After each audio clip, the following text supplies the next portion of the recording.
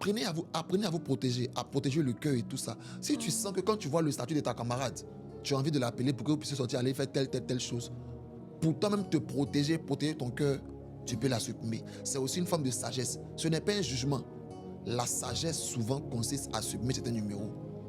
Souvent, la sagesse consiste aussi à se séparer de certaines personnes. Si tu sens que leur statut t'influence et tout ça, tu supprimes. Si tu as rompu ta relation amoureuse, que tu ne peux pas voir, souvent là, beaucoup de gens ont du mal à oublier l'ancienne relation parce que bon, tu n'es plus à lui, mais tu vois ses statuts. Tu n'es plus à elle, mais tu vois ses statuts. Tu vois ce que la personne fait, toi tu as mal. Donc souvent, là, pour protéger ton cœur, tu supprimes le numéro, tu ne vois plus les statuts, il vit sa vie là-bas, toi aussi tu vis ta vie ici, c'est mieux comme ça. Voilà. Je pense que c'est une décision assez stricte qu'on doit avoir. Alors, dites-moi, à quel moment la pression du monde commence à affaiblir notre foi en tant que jeune? La pression du monde commence à affaiblir notre foi.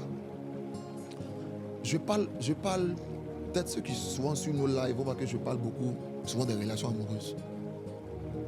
Je vais vous dire une chose avant de Dieu. La plupart des blessures, pas toutes, mais la majorité des blessures que les jeunes vivent aujourd'hui sont liées aux relations amoureuses. À leurs mauvais choix, à leurs erreurs et à ce qu'ils ont vécu dans les relations amoureuses. Si quelqu'un fait une vidéo où il parle de dépression, la plupart des gens qui commentent, leur dépression est liée aux relations amoureuses. Parce que les gens n'ont pas réussi à se discipliner en ce qui concerne la relation amoureuse. Et ça, c'est quelque chose que j'ai remarqué. C'est la raison pour laquelle je crois pour ma part qu'un jeune qui a réussi vraiment à traiter avec les relations amoureuses a résolu une grande partie de ses problèmes.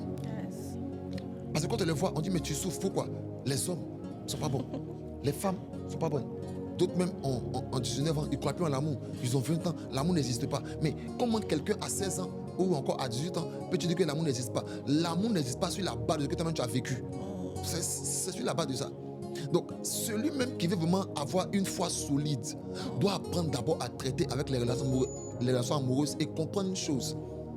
Il y a une saison pour être en couple. Il y a une saison pour penser amour. La Bible même le dit. Il y a un temps pour tout. Donc, il y a une saison pour penser amour. Chaque fois que tu vas passer ton temps à vouloir te mettre en couple, avant la saison, tu vas souffrir. Il y en a là, ce n'est pas le temps pour vous d'être en couple parce que vous n'avez pas encore le caractère qu'il faut. Vous n'avez pas encore la vie spirituelle qu'il faut. Vous n'avez pas encore le moral qu'il faut. D'autres même n'ont pas encore eu à traiter avec leur caractère. Parce que, je l'ai dit dans le podcast passé, que toute personne qui donne sa vie au Seigneur doit d'abord commencer à traiter avec son caractère.